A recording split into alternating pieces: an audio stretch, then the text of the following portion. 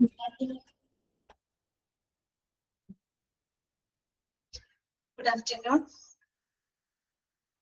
Good afternoon, ma'am. ഊണൊക്കെ കഴിഞ്ഞോ? Good afternoon, ma'am. കഴിച്ചില്ലേ? എന്താണ് ഭക്ഷണം കഴിക്കാതെ വന്നിരിക്കണേ? ഉറക്ക വരുന്നുണ്ട്. ഉറങ്ങിയാ? നീ ക്ലാസ്സിൽ നിന്നൊന്നും കരുതട്ടാ. ഉറക്ക വരുന്നത് കൊണ്ട് കഴിച്ചിട്ടാന്ന്. ഓക്കെ ഓക്കെ ശരി.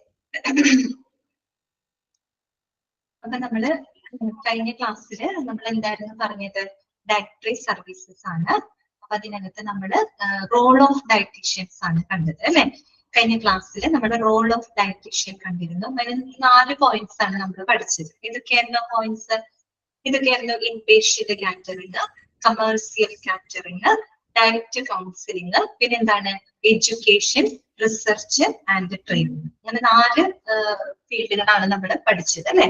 അതിനകത്ത് എന്താണ് ഡയറ്റീഷ്യന്റെ റോള് വരുന്നത്. ഇത് നമ്മുടെ 4 പോയിന്റ്സ് നമ്മൾ കഴിഞ്ഞ ക്ലാസ്സിൽ ഡിസ്കസ് ചെയ്തിരുന്നു. പിന്നെ നമ്മൾ പറഞ്ഞത് ഡയറ്ററി ഡിപ്പാർട്ട്മെന്റിന്റെ പ്രധാനപ്പെട്ട ഫങ്ഷൻസുകൾ എന്തൊക്കെയാണ് അല്ലെ? എന്തെല്ലാം പ്രവർത്തനങ്ങളാണ് അവർക്കുള്ളത്. പിന്നെ നമ്മൾ കണ്ടത് എന്തായിരുന്നു? Problem situations. സാധാരണയായിട്ട് ഒരു ഡയറ്ററി ഡിപ്പാർട്ട്മെന്റ് അവർക്ക് ഫേസ് ചെയ്യേണ്ടതായിട്ട് വരുന്ന ചില പ്രശ്ന സാഹചര്യങ്ങൾ. അപ്പൊ 1-2 എണ്ണമൊക്കെ നമ്മൾ പറഞ്ഞിരുന്നു അല്ലെ? നിങ്ങൾ വായിച്ചു നോക്കി എല്ലാവരും വായിച്ചു നോക്കുന്നുണ്ടോ? എന്താണ് ആരൊന്നും പറയാത്തത്? വായിച്ചു നോക്കണം കേട്ടോ. നമുക്ക് സെക്കൻഡ് മൊഡ്യൂൾ കഴിയുമ്പോഴേക്കും നിങ്ങൾക്ക് എക്സാം വരും. ഫസ്റ്റ് ആൻഡ് സെക്കൻഡ് മൊഡ്യൂൾസിലെ ചാപ്റ്റേഴ്സ് ഫിനിഷ് ചെയ്യുന്നതിനനുസരിച്ച് എക്സാം വരും കേട്ടോ. അപ്പൊ നമ്മൾ എപ്പോഴും അന്ന് എടുക്കുന്ന കാര്യങ്ങള് ഒരു പ്രാവശ്യമെങ്കിലും മനസ്സിരുത്തി വായിച്ചിട്ട് കിടക്കാൻ നോക്കണം കേട്ടോ. അതല്ല നമ്മൾ അതിങ്ങനെ വെച്ച് പോയി കഴിഞ്ഞാൽ പിന്നീട് ലാസ്റ്റ് ആവുമ്പോൾ നിങ്ങൾക്ക് പിന്നെ വായിക്കുമ്പോൾ കൂടുതൽ പറഞ്ഞാൽ ചിലപ്പോ അന്നേരം വായിക്കുമ്പോൾ നിങ്ങൾക്ക് മനസ്സിൽ കയറില്ല. അങ്ങനെ കുറെ പ്രശ്നങ്ങളൊക്കെ വരും. എപ്പോഴും അന്ന് എടുക്കുന്ന കാര്യങ്ങള് ഒന്ന് വായിക്കണം കേട്ടോ. കൃത്യമായിട്ട് മനസ്സിലാക്കി വായിച്ച് റെഡി ആക്കി വെക്കണം കേട്ടോ. നിങ്ങളുടെ ഭാഗത്തുനിന്ന് നിങ്ങൾ ചെയ്യേണ്ടതാണ്. പിന്നെ എന്താണ് വേറെ എന്താണ്? പിന്നെ ഈ പറയുന്ന പോലെ ക്ലാസ്സിൽ കയറാൻ ഉദ്ദേശിക്കുന്നവർ ഓൺ ടൈം ആയിട്ട് കയറണം കേട്ടോ. കാര്യം നമ്മുടെ ഇടയിൽ കയറി ചിലവർ എന്തെങ്കിലും വീഡിയോ ഓൺ ചെയ്ത് വെച്ചിട്ട് വേറെ എന്തെങ്കിലും പണികൾക്ക് പോകും. പിന്നെ ഇടയിൽ വന്നിട്ട് അവരൊന്നും കൂടെ പറയുമോ മനസ്സിലായില്ല എന്നൊക്കെ പറയുമ്പോൾ നമുക്ക് കൂടുതൽ റിപ്പീറ്റ് ചെയ്യേണ്ടതായിട്ട് വരുമ്പോൾ നമുക്കും എനർജി ലോസ് ആണ്, നിങ്ങൾക്ക് നിങ്ങളുടെ ടൈമും ലോസ് ആണ് കേട്ടോ. അപ്പൊ അതൊക്കെ ഒന്ന് മനസ്സിലാക്കണം. അപ്പൊ നമുക്ക് ഇന്നത്തെ ക്ലാസ് നോക്കാം കേട്ടോ. അപ്പൊ ഞാൻ ഓൾ മ്യൂട്ട് ചെയ്യാണ്. എന്താണ് സൗമ്യ? ചാപ്റ്റർ ഡയറ്ററി സർവീസസ് കേട്ടോ. 23ാമത്തെ ചാപ്റ്റർ ആണ് നമ്മൾ പഠിക്കുന്നത് കേട്ടോ. 23 dietary services. Okay, all mute ചെയ്യണേ.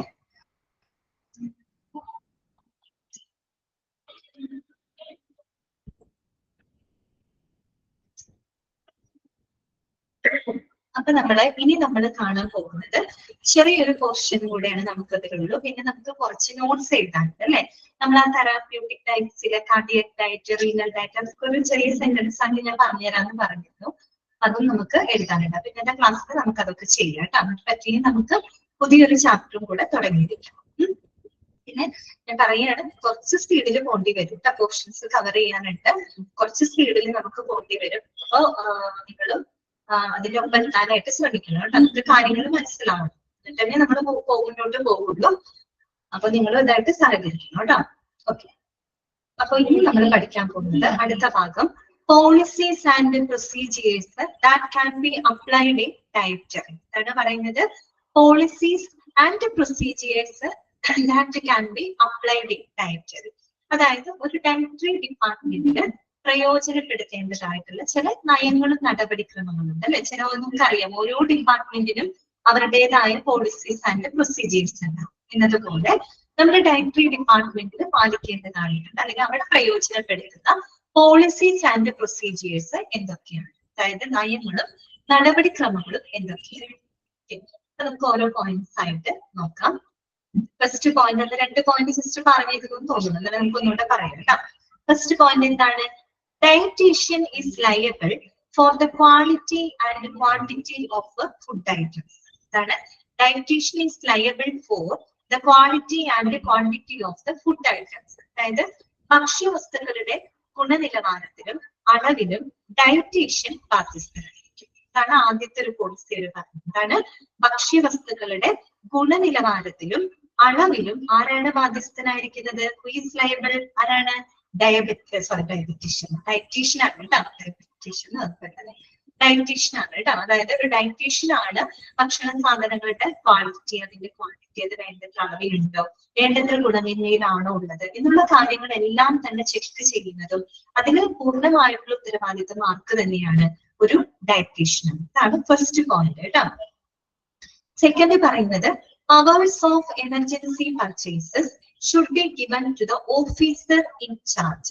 ഇവിടെ വായിക്കാണ് powers of emergency purchases should be given to the officer in charge. അപ്പൊ ചിലപ്പോ എമർജൻസി ആയിട്ട് എന്തെങ്കിലും പർച്ചേസ് ചെയ്യേണ്ടതായിട്ട് ഫുഡ് ഐറ്റംസുകളൊക്കെ അടിയന്തരമായിട്ട് പർച്ചേസ് ചെയ്യുന്ന അതിന്റെയൊക്കെ ചുമതല, അതിന്റെ അധികാരം എന്ന് പറയുന്നത് അത് ചുമതലയുള്ള ആ ഒരു ഉദ്യോഗസ്ഥന് കൊടുത്തിരിക്കും. മനസ്സിലായി? അതായത് എമർജൻസി പർച്ചേസസുകളൊക്കെ വന്നു കഴിഞ്ഞാൽ ഫുഡ് ഐറ്റംസുകൾ പെട്ടെന്ന് കൂടുതൽ എമൗണ്ടിൽ എടുക്കേണ്ടി വരിക, അങ്ങനെയുള്ള പർച്ചേസിംഗ് ഒക്കെ വരുന്ന സാഹചര്യം അതിനുള്ള അധികാരം ആർക്ക് കൊടുക്കണം? അതിന്റെ ചുമതല നിർവഹിക്കുന്ന ഉദ്യോഗസ്ഥന് നൽകണം. അതിന്റെ ചുമതല നിർവഹിക്കുന്ന ഉദ്യോഗസ്ഥൻ എന്ന് പറഞ്ഞാൽ ആര് തന്നെയാണ്? ഒരു ഡയറ്റീഷ്യൻ തന്നെയാണ് അല്ലെ. ഒരു ഡയറ്ററി ഡിപ്പാർട്ട്മെന്റിന്റെ ഓഫീസർ ഇൻചാർജ് എന്ന് പറയുന്നത് ആര് തന്നെയാണ്? ഡയറ്റീഷ്യനാണ്. അദ്ദേഹത്തിനായിരിക്കണം ഈ പറയുന്ന എമർജൻസി പർച്ചേസസ് ഒക്കെ വരുന്ന സമയത്ത് അതിനുള്ള അധികാരം ആ ചുമതലപ്പെട്ട ഉദ്യോഗസ്ഥൻ എന്ന് പറയുന്നത് ഡയറ്റീഷ്യനാണ്, അദ്ദേഹത്തിന് നൽകണമെന്നാണ് അടുത്തൊരു പോളിസിയിൽ പറയുന്നത്. ക്ലിയർ ആണെന്ന് വിചാരിക്കാം. ഇനി തേർഡ് പോയിന്റ് എന്താണ്? A team consisting of 3 to 4 members should inspect the food items received. എന്താണ്? A team consisting of 3 to 4 members should inspect the food items received. അതായത് ഒരു ടീം, അതായത് ഒരു 3-4 അംഗങ്ങൾ അടങ്ങുന്ന ഒരു ടീം ഈ ലഭിക്കുന്ന ഭക്ഷണ സാധനങ്ങളെല്ലാം തന്നെ കൃത്യമായിട്ട് എന്ത് ചെയ്യണം? പരിശോധിക്കണം. ഷുഡ് ഇൻസ്പെക്ട് അല്ലെ, കൃത്യമായിട്ട് തന്നെ പരിശോധിക്കണം. എന്തിനു വേണ്ടിയിട്ടാണ് നമ്മൾ അങ്ങനെ പരിശോധിക്കുന്നത്? രോഗികൾക്ക് കൊടുക്കുന്ന ഫുഡാണ് അല്ലെ. അപ്പൊ അത് അതിന്റെ ഫുഡ് സേഫ്റ്റി ഉറപ്പാക്കണം, അതിന്റെ ക്വാണ്ടിറ്റി, ക്വാളിറ്റി, അങ്ങനെയുള്ള എല്ലാ കാര്യങ്ങളും, അതുപോലെ ശുചിത്വം, അങ്ങനെയുള്ള കാര്യങ്ങളെല്ലാം തന്നെ കൃത്യമായിട്ട് പരിശോധിക്കണം. അതിന് വേണ്ടിയിട്ടാണ് ഒരു 3-4 അംഗങ്ങൾ അടങ്ങുന്ന മെമ്പേഴ്സ് അടങ്ങുന്ന ഒരു ടീം ഈ പറയുന്ന ലഭിക്കുന്ന ഫുഡ് ഐറ്റംസുകളെല്ലാം തന്നെ പ്രോപ്പർ ആയിട്ട് എന്ത് ചെയ്തിരിക്കണം? ഇൻസ്പെക്ട് ചെയ്തിരിക്കണം, പരിശോധിച്ചിരിക്കണം. Next point, everything should be correctly maintained and cleaned. അതാണ് everything should be correctly maintained and cleaned. എല്ലാ കാര്യങ്ങളും എല്ലാം തന്നെ ഡയറ്ററി ഡിപ്പാർട്ട്മെന്റുമായിട്ട് ബന്ധപ്പെട്ട എല്ലാ കാര്യങ്ങളും വൃത്തിയാക്കുകയും എല്ലാ കാര്യങ്ങളും പരിപാലിക്കുകയും വൃത്തിയാക്കുകയും ചെയ്യും.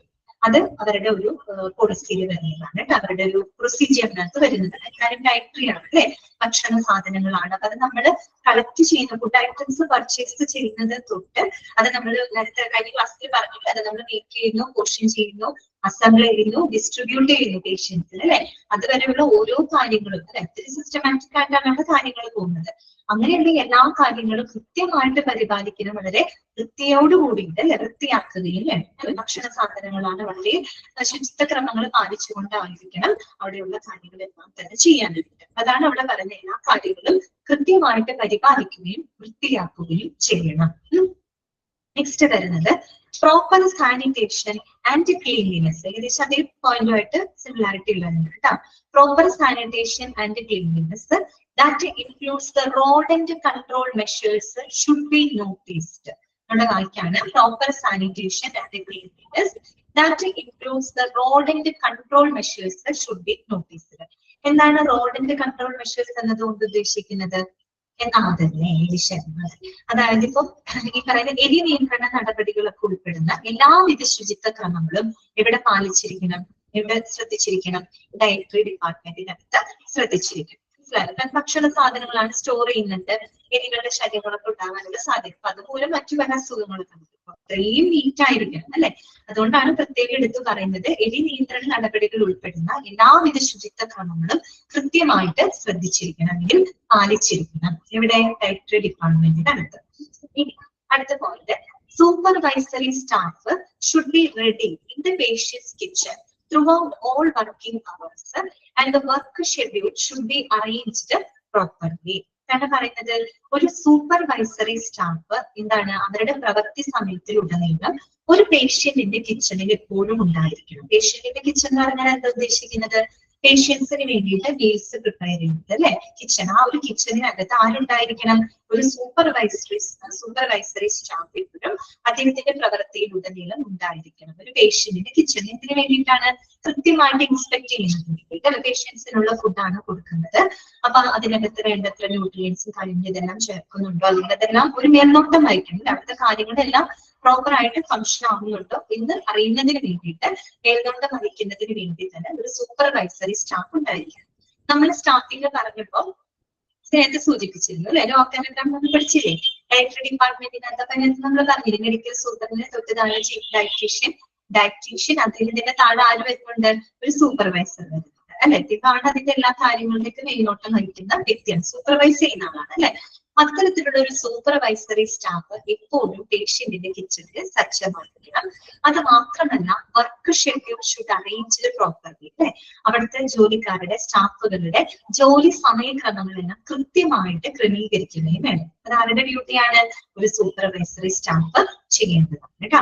അതാണ് അടുത്തൊരു പോളിസി ആയിട്ട് അവര് പറയുന്നത്. നെക്സ്റ്റ് വരുന്നത്, the ward should be visited by dietitian every day.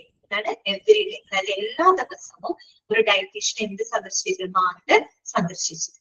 മനസ്സിലായോ? ഡയറ്റീഷ്യൻ എല്ലാ ദിവസവും വാർഡ് സന്ദർശിച്ചിരിക്കണം. എവറി ഡേ എന്നാണ് പറയുന്നത്, എല്ലാ ദിവസവും ചെയ്യണം കേട്ടോ. കാര്യം എന്താണെന്ന് വെച്ച് കഴിഞ്ഞാൽ, വരുന്ന ഓരോ പേഷ്യൻസിന് അവർക്ക് ആവശ്യമുള്ള ഒരു ഡയറ്റ് പ്ലാനൊക്കെ ചെയ്ത് കൊടുക്കുന്ന ഡയറ്റീഷ്യനാണ് അല്ലെ. അത് കൃത്യമായിട്ട് ഇംപ്ലിമെന്റ് ചെയ്യണം. അപ്പൊ അത് ശരിയായ രീതിയിൽ ഓരോ പേഷ്യൻസിന് ലഭിക്കുന്നുണ്ടോ, അവരുടെ ഫുഡ് ഹാബിറ്റ്സുകൾ എല്ലാം തന്നെ പ്രോപ്പർ ആയിട്ട് പോകുന്നുണ്ടോ, എന്തെങ്കിലും അഡീഷണൽ റിക്വയർമെന്റ്സ് അവർക്ക് വേണോ, മറ്റെന്തെങ്കിലും സജഷൻസ് അവർക്ക് കൊടുക്കാനുണ്ടോ, ഇങ്ങനെയുള്ള കാര്യങ്ങളൊക്കെ അറിയണമെങ്കിൽ എന്ത് വേണം? ഈ പറയുന്ന ഡയറ്റീഷ്യൻ എല്ലാ ദിവസവും വാർഡ് സന്ദർശിച്ചിരിക്കണം. രോഗിയുമായിട്ട് കമ്മ്യൂണിക്കേറ്റ് ചെയ്യേണ്ടതായിട്ടുണ്ട്. അപ്പൊ അത് ചെയ്തിരിക്കണം കേട്ടോ. എല്ലാ ദിവസവും ഡയറ്റീഷ്യൻ വാർഡ് സന്ദർശിച്ചിരിക്കണം. നെക്സ്റ്റ് പോയിന്റ് എന്താണ്? Service timings should be determined. Service timings should be determined. നമ്മൾ നേരത്തെ പറഞ്ഞു, ഈ പറയുന്ന സ്റ്റാഫുകളുടെ ജോലി സമയക്രമങ്ങളെല്ലാം കൃത്യമായിട്ട് ക്രമീകരിക്കണം. അതുപോലെ തന്നെ പ്രധാനപ്പെട്ടതാണ് എന്ത്? സർവീസ് ടൈമിങ്സ് അല്ലെ. നമ്മള് രോഗികൾക്ക് എന്താണ് നസീബ, ഇവിടെയുള്ള ഹോസ്പിറ്റലുകൾ വെച്ചാൽ വലിയ വലിയ ഹോസ്പിറ്റലുകളിലാണ് കേട്ടോ പൊതുവെ ഉണ്ടാവുന്നത്. ചെറിയ സ്മോൾ ഹോസ്പിറ്റലുകളൊന്നും ഞാൻ കണ്ടിട്ടില്ല. ഡയറ്റീഷ്യൻസ് എന്നൊക്കെ പറയുന്നത് പൊതുവെ മൾട്ടി സ്പെഷ്യാലിറ്റി, സൂപ്പർ സ്പെഷ്യാലിറ്റി പോലുള്ള ഹോസ്പിറ്റലുകളിലൊക്കെ ഡയറ്റീഷ്യൻസ് ഉണ്ട് കേട്ടോ. അങ്ങനത്തെ സർവീസ് ഉണ്ട്. രാജഗിരി പോലുള്ള ഹോസ്പിറ്റലിലൊക്കെ ഉണ്ട് കേട്ടോ. ഡയറ്റീഷ്യൻ വരും. പ്രത്യേകിച്ച് അമൃത ഹോസ്പിറ്റലുണ്ട്. ഓക്കെ, അങ്ങനെ ഞാൻ പറഞ്ഞ അതായത് മൾട്ടി സ്പെഷ്യാലിറ്റി ഹോസ്പിറ്റലുകളൊക്കെ ഉണ്ട്. ചെറിയ ചെറിയ ഹോസ്പിറ്റലുകളിലൊന്നും അങ്ങനെ കണ്ടിട്ടില്ല കേട്ടോ. ഓക്കെ, പക്ഷെ നമുക്ക് ഇതിന്റെ ഭാഗമായിട്ട് പഠിക്കണം ഇത്.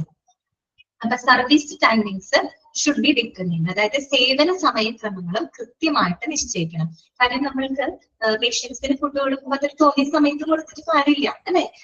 ഫുഡാണ് അവർക്ക് സമയത്തിൽ കൊടുക്കണം. അപ്പൊ അങ്ങനെയുള്ള സേവന സമയങ്ങളും കൃത്യമായിട്ട്, നേരത്തെ പറഞ്ഞിട്ടോ, നമ്മുടെ ജോലിക്കാരുടെ സമയം കൃത്യമായിട്ട് ക്രമീകരിക്കണം. എന്നതുപോലെ തന്നെ എന്തും ചെയ്തിരിക്കണം? സേവന സമയങ്ങൾ കൃത്യമായിട്ട് നിശ്ചയിച്ചിരിക്കണം. ഏത് സമയത്ത് ഫുഡ് പ്രിപ്പയർ ചെയ്ത് രോഗികൾക്ക് എത്തിക്കണം, ഏതൊരു ടൈം. ഇപ്പോൾ മോർണിംഗ് ആണെങ്കിൽ അവരൊരു പ്രോപ്പർ ടൈം ഉണ്ട് അല്ലെ. അതുപോലെ ഉച്ചയ്ക്കാണെങ്കിൽ ഈവനിങ് അല്ലെ, നൈറ്റ് ആണെങ്കിൽ അതിനൊക്കെ ഒരു പ്രോപ്പർ ടൈം ഉണ്ട്. ആ ഒരു ടൈമിനനുസരിച്ച് കൃത്യമായിട്ടുള്ള സർവീസ് ഫുഡ് ഡിസ്ട്രിബ്യൂഷൻ നടത്തും.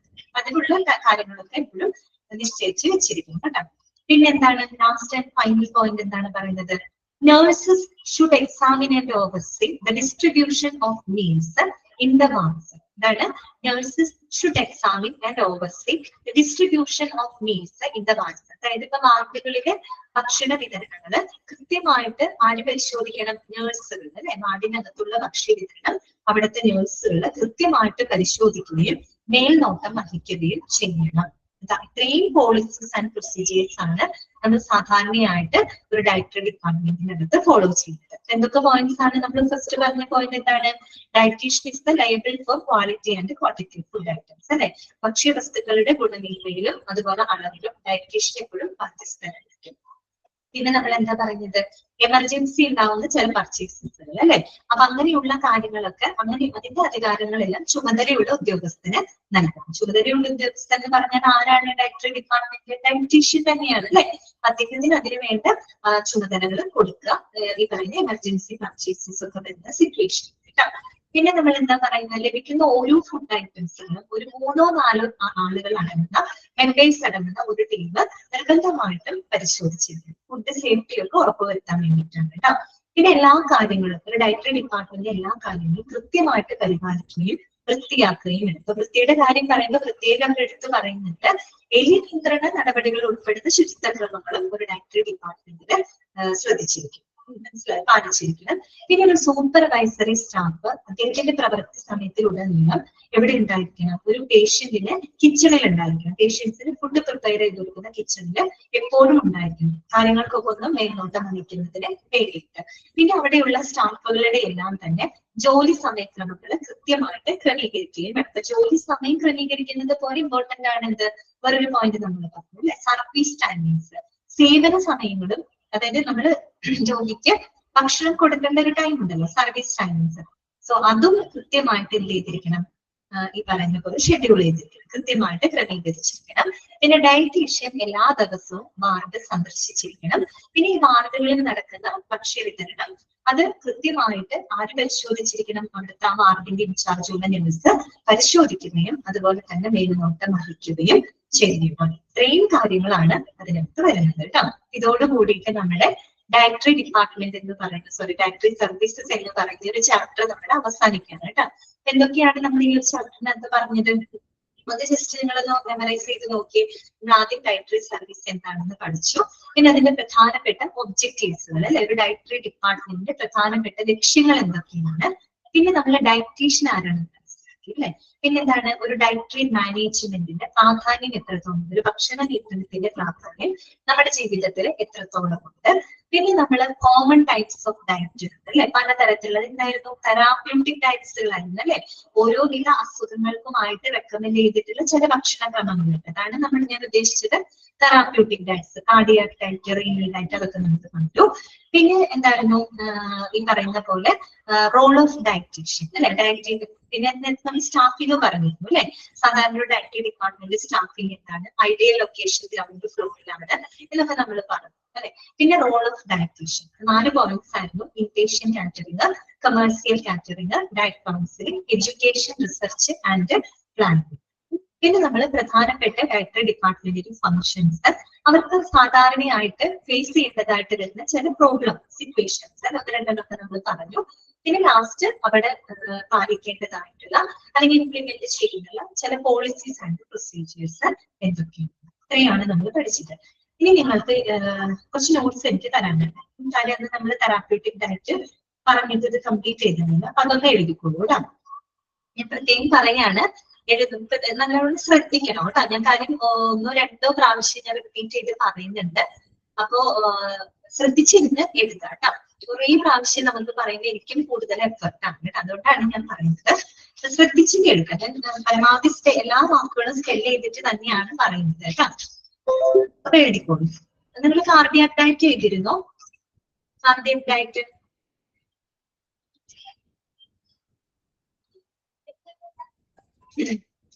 ഒന്ന് പറയൂ. കാർഡിയാക് ഡയറ്റ് എഴുതിയിരുന്നോ നിങ്ങള്?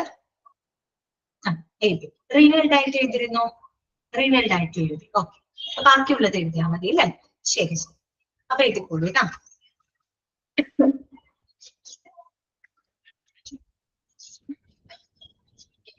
അടുത്തത് നമുക്ക് എഴുതാനുള്ളത് ലോ സോഡിയം ഡയറ്റ് ആണ് കേട്ടോ. ഹൈഫൺ ഇട്ട് എഴുതിക്കോളൂ. Low sodium diet, low sodium diet hyphen ഇടുക, എഴുതിക്കോളൂ കേട്ടോ. ശ്രദ്ധിച്ച് കേട്ട് എഴുതണേ. ലിമിറ്റ്സ് എഴുതിക്കോളൂ. Limits, LIMITS, limits. Sodium intake, sodium SODIUM, sodium intake, INTAK, intake, to reduce, reduce spelling എന്താണ്? REDUCE, reduce the risk of risk, risk of health condition, health condition, HEALTH, health condition, CONDITION, health condition, like ഇങ്ങനെയുള്ള health condition ആണെന്നാണ് പറയുന്നത് കേട്ടോ. Like LIKE, like high blood pressure, high blood pressure, high blood pressure, HIGH, high blood pressure, BLOOD, pressure, PRESSURE, high blood pressure, comma, heart disease, heart disease, HEART, heart disease, DISEASE, heart disease, and kidney disease, kidney disease, KIDNEY, kidney disease, DISEASE, kidney disease. കിട്ടിയോ? ഒന്നുകൂടെ വായിക്കാൻ കേട്ടോ. Law sodium diet എന്താണെന്നാണ് പറഞ്ഞത്. ശ്രദ്ധിച്ച് കേൾക്കാം. Limits sodium intake to reduce the risk of health condition like high blood pressure, heart disease and kidney disease. കിട്ടിയോ? കിട്ടിയോ നിങ്ങൾക്ക്?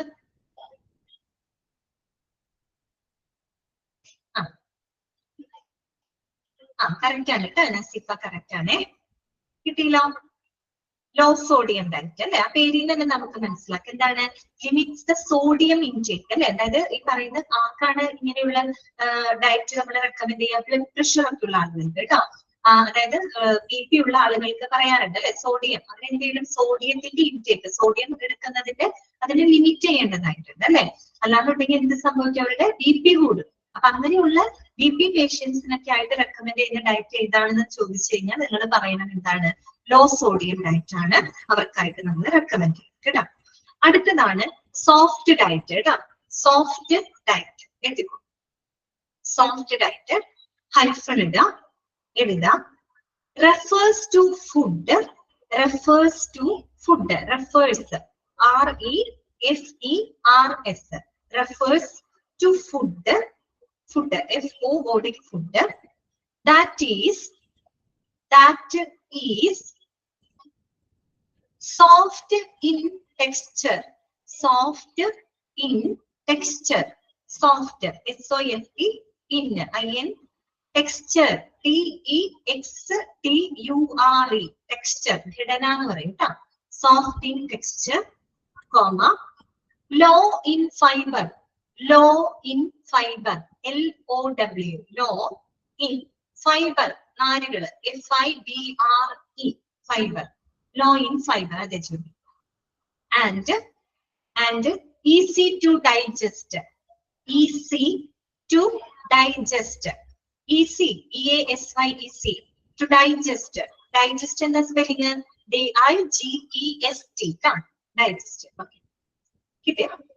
ഒന്നുകൂടെ വായിക്കാണ് കേട്ടോ. Soft diet refers to food that is soft in texture, അല്ലെ? ടെക്സ്ചർ ഘടനയിൽ എന്തായിരിക്കും? വളരെ സോഫ്റ്റ് ആയിരിക്കും. ലോ ഇൻ ഫൈബർ അല്ലെ, നാരുകളുടെ അളവ് കുറവായിരിക്കും. പിന്നെ എന്താണ്? ഈസി ടു ഡൈജസ്റ്റ് അല്ലെ, ദഹിക്കാൻ എളുപ്പമായിരിക്കണം അല്ലെ. ഇനി എഴുതിയില്ലേ ഈസി ടു ഡൈജസ്റ്റ് ഒക്കെ. ഇനി ഒരു ചെറിയ പോയിന്റ് കൂടെ എഴുതിക്കോളൂ. Used after surgery, after surgery, used after surgery. സാധാരണ സർജറിക്ക് ശേഷം മാത്രമല്ല കേട്ടോ, നമുക്ക് ഈ പറയുന്ന ഡൈജസ്റ്റീവ് പ്രോബ്ലംസ് ഒക്കെ വരില്ലേ, ദഹന സംബന്ധമായിട്ടുള്ള അല്ലെങ്കിൽ ദഹനനാളത്തിനൊക്കെ പ്രശ്നങ്ങളൊക്കെ ഉണ്ടാവുമ്പോൾ അവർക്കൊക്കെ നമ്മൾ റെക്കമെൻഡ് ചെയ്യുന്ന ഫുഡാണ് കേട്ടോ സോഫ്റ്റ് ഡയറ്റ് എന്ന് പറയുന്നത്. അതുപോലെ തന്നെ ഈ പല്ല് ഈ പറയുന്ന വയസ്സായ ആളുകളൊക്കെ ആണെങ്കിൽ അവർക്ക് പല്ലിനൊക്കെ തീരുമാനം ഉണ്ടാവില്ല, പല്ലൊന്നും ചിലപ്പോൾ ഉണ്ടായിന്ന് വരില്ല. ഓക്കെ, അവർക്കൊക്കെ കൊടുക്കുന്ന റെക്കമെൻഡ് ചെയ്യുന്ന ഡയറ്റ് ആണ് കേട്ടോ. അപ്പൊ നമ്മുടെ വാക്യാണ് സോഫ്റ്റ് ഡയറ്റ് എന്ന് പറയുന്നത് refers to the food that is soft in texture, low in fibre and easy to digest, used after surgery. കിട്ടിയില്ലേ? കിട്ടിയില്ലേ നിങ്ങക്ക്? ശരി. അപ്പൊ ഇനി അടുത്തത് കേട്ടോ. അടുത്തത് ഏതാ നമുക്ക് എഴുതാനുള്ളത്? Diabetic diet. ഏതാണ്? Diabetic diet. പേരിങ്ങനെ നമുക്കറിയാം. സിമ്പിൾ സെന്റൻസിൽ എഴുതി വെച്ചോളൂ കേട്ടോ. ഏതാ? A diabetic diet. A diabetic diet. Diabetic spelling അറിയാലോ. DIABETIC കേട്ടോ. Diabetic diet. DIET diet is a healthy eating plan. Healthy eating plan. Healthy. HEALTHY. Healthy eating plan. EATING. Eating plan that helps. HELPS. Helps to control. CONTROL. Control. To control. എന്തായിരിക്കും? എന്ത് control ചെയ്യാനാണ്? Blood sugar. അതാണ് blood sugar. BLOOD. Blood sugar. SUGAR. Sugar. ഒന്നുകൂടെ വായിക്കാണ്. A diabetic diet is a healthy eating plan that helps to control blood sugar. A diabetic diet is a healthy eating plan that helps to control blood sugar. അതെ, അതായത് നമ്മുടെ രക്തത്തിലുള്ള ഗ്ലൂക്കോസിന്റെ അളവിനെ നിയന്ത്രിക്കാനായിട്ട് സഹായിക്കുന്ന ഒരു ഭക്ഷണക്രമം. സാധാരണ നമ്മൾ ഡയബറ്റിക് പേഷ്യൻസിനൊക്കെ കൊടുക്കുന്ന ഭക്ഷണക്രമമാണ് കേട്ടോ ഡയബറ്റിക് ഡയറ്റ് എന്ന് പറയുന്നത്.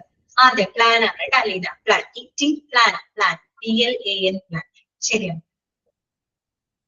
നമ്മൾ ഇപ്പൊ ഡയബറ്റിക് ഒക്കെ കൂടിക്കഴിഞ്ഞാല് നമ്മൾ ചിലപ്പോൾ മരുന്നെടുത്താലും ചില കാര്യങ്ങൾ കൊണ്ടൊന്നും ചിലപ്പോ ഈ ഷുഗറിന്റെ ലെവൽ കറക്റ്റ് ആവില്ല. അപ്പൊ സ്വാഭാവികമായിട്ടും അവരെന്ത് ചെയ്യുന്ന അറിയാമോ? ഈ പറയുന്ന ഡയറ്റീഷ്യനെ റെഫർ ചെയ്യും. ഡയറ്റീഷ്യന്റെ അടുത്ത് പോയിട്ട് ആ ഒരു രീതിയിലൊരു ഭക്ഷണക്രമം ഫോളോ ചെയ്യാനൊക്കെ ആയിട്ട് പറയുന്നത്. അത്രയും അത് കിട്ടിയെന്ന് വിചാരിക്കുന്നു കേട്ടോ. അടുത്തത് എന്താണ്? High protein diet. ഇതാണ് ഹൈ പ്രോട്ടീൻ ഡയറ്റ്. ഇതല്ല ഇനി എഴുതാനുള്ളത്. എഴുതിക്കോട്ടെ, ഹൈഫണിട്ട് എഴുതിക്കോളൂ. It is a diet. ഇതാട്ടാ, it is a diet. It is a diet which contains CONTAINS which contains food FOOD food rich in protein. Rich RICH rich in protein PROTEIN protein. R beneficial BENEFICIAL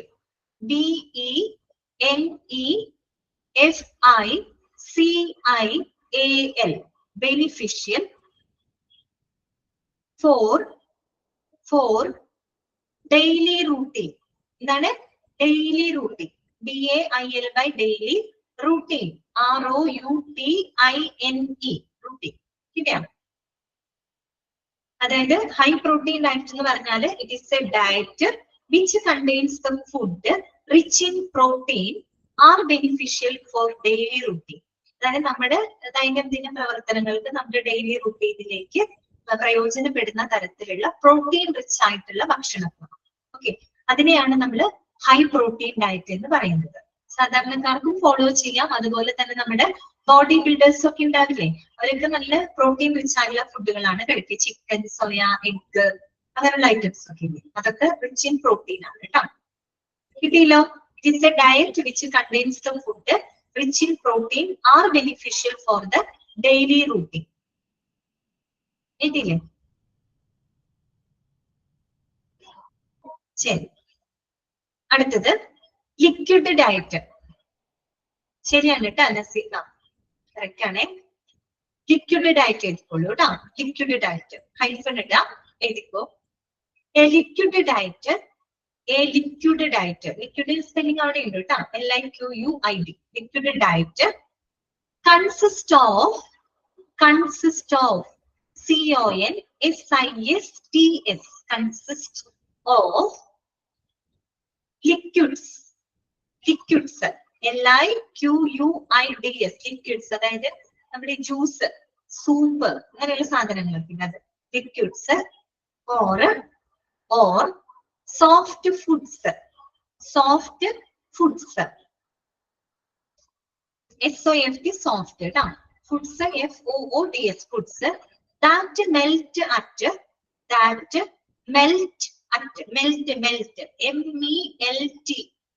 ഉരുകാന്ന് പറയില്ലേ, melt ചെയ്യാന്ന് പറയില്ലേ, അത് that melt at room temperature, സ്വാഭാവികമായിട്ടുള്ള ഊഷ്മാവ് കേട്ടോ. Room temperature ROOM, room temperature spelling TEM temperature അല്ലെ, TEMPERATURE അല്ലെ, temperature. Okay, ഇവിടെ വായിക്കാണ് a liquid diet consist of liquids or soft foods that melt at room temperature. Nasifa melt കേട്ടോ, melt correct ആണ് കേട്ടോ. ഓക്കെ, ശരി. മെൽറ്റ് അതായത് സാധാരണ സ്വാഭാവിക ഊഷ്മാവിലൊക്കെ ഉരുകുന്ന തരത്തിലുള്ള ഭക്ഷണം, ഐസ്ക്രീം ഒക്കെ അത്, അതുപോലെ തന്നെ നമ്മുടെ ലിക്വിഡ്സ് മീൻസ് മെയിൻ ആയിട്ട് ഉദ്ദേശിക്കുന്നത് ജ്യൂസുകള്, മറ്റു സോഫ്റ്റ് ഫുഡുകൾ, അതിനൊക്കെയാണ് നമ്മൾ ലിക്വിഡ് ഡയറ്റ് എന്ന് പറയുന്നത് കേട്ടോ. എല്ലാം എഴുതിയില്ല. ഇനി കാർഡിയാക് ഡയറ്റും റീനൽ ഡയറ്റും ഒന്നുകൂടെ ഞാൻ ജസ്റ്റ് വായിക്കാണ്, എഴുതിയവര് ഒന്ന് ശ്രദ്ധിക്കാം കേട്ടോ. കാർഡിയാക് ഡയറ്റ് എന്തായിരുന്നു, നമ്മൾ വേറൊരു പേരും കൂടെ പറഞ്ഞു, ഹാർട്ട് ഹെൽത്തി ഡയറ്റ് എന്നാണ് പറയുന്നത്. എന്താണ്? It is A diet plan that promotes the heart health അല്ലെ, ഹൃദയാരോഗ്യത്തിന് കൂടുതൽ പ്രോത്സാഹിപ്പിക്കുന്ന തരത്തിലുള്ള ഭക്ഷണക്രമം, അതിനെയാണ് നമ്മൾ കാർഡിയാക് ഡയറ്റ് അഥവാ ഹാർട്ട് ഹെൽത്തി ഡയറ്റ് എന്ന് പറയുന്നത്. പിന്നെ നമ്മൾ കണ്ടത് റീനൽ ഡയറ്റ് അഥവാ കിഡ്നി ഡയറ്റ് എന്ന് പറയും. റീനൽ എന്ന വാക്ക് കേട്ടോ കിഡ്നി ആയിട്ട് റിലേറ്റഡ് ആണ് കേട്ടോ. അപ്പൊ എന്താണ് ഉദ്ദേശിക്കുന്നത്? A diet that limits the certain nutrients to help protect kidneys and slow kidney damage. അതായത് സാധാരണയായിട്ട് നമ്മൾ വൃക്കയെ സംരക്ഷിക്കുന്നതിന് വേണ്ടിയിട്ട് അല്ലെ, വൃക്ക രോഗികൾക്ക് അല്ലെങ്കിൽ ഡയാലിസിസ് ഒക്കെ ചെയ്യുന്ന പേഷ്യൻസിനെ സംബന്ധിച്ച് അവരുടെ ശരീരത്തിലെ ധാതു ലവണങ്ങളും അവയെല്ലാം തന്നെ ഒരു ബാലൻസിൽ നിർത്തണം അല്ലെ, സന്തുലിതാവസ്ഥയിൽ തന്നെ നിർത്തണം. അപ്പൊ അത് ലക്ഷ്യമിട്ടുകൊണ്ടുള്ള ഒരു ഭക്ഷണക്രമം, അതാണ് റീനൽ ഡയറ്റ്. ചോദിക്കാൻ നിങ്ങളോട്, ഒരു കിഡ്നി പേഷ്യന്റിന് അല്ലെങ്കിൽ ഒരു ഡയാലിസിസ് പേഷ്യന്റിന് നിങ്ങൾ എങ്ങനെയുള്ള ഡയറ്റ് ആണ് റെക്കമെൻഡ് ചെയ്യുക? അപ്പൊ എന്താണ് ഉത്തരം വരാം? റീനൽ ഡയറ്റ് ആണ് അല്ലെ. പിന്നെ നമ്മൾ ലോ സോഡിയം ഡയറ്റ് പറഞ്ഞു, ലിമിറ്റ്സ് ദ സോഡിയം ഇൻടേക്ക് അല്ലെ, to reduce the risk of health condition like high blood pressure, അതുപോലെ തന്നെ ഹാർട്ട് ഡിസീസ്, കിഡ്നി ഡിസീസ് ഒക്കെ അതിനകത്ത് വരും കേട്ടോ.